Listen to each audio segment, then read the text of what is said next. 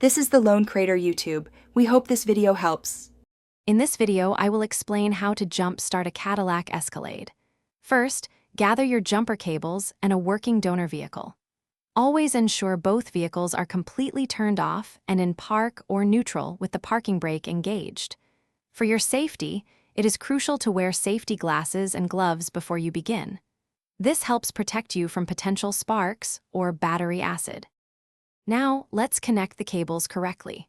First, attach one red positive cable clamp to the positive terminal of your dead Escalade battery. Next, connect the other end of the red positive cable to the positive terminal of the donor vehicle's battery.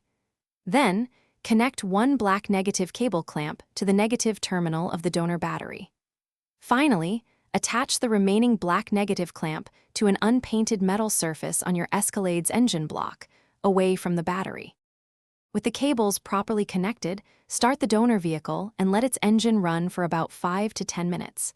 This allows the donor battery to transfer some charge to your Escalade's dead battery. After this time, try to start your Cadillac Escalade. If it doesn't start immediately, wait a few minutes and try again. Once your Escalade starts, let it run for at least 15 minutes to help recharge its battery. To disconnect the cables safely, reverse the connection order. First, remove the black negative cable from your Escalade's engine block, then from the donor battery. Next, remove the red positive cable from the donor battery, and finally, from your Escalade's battery.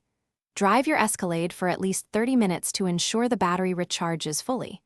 Also, check the description for a link to amazing leak-proof meal prep containers and other great deals. Consider having your battery and charging system professionally checked soon.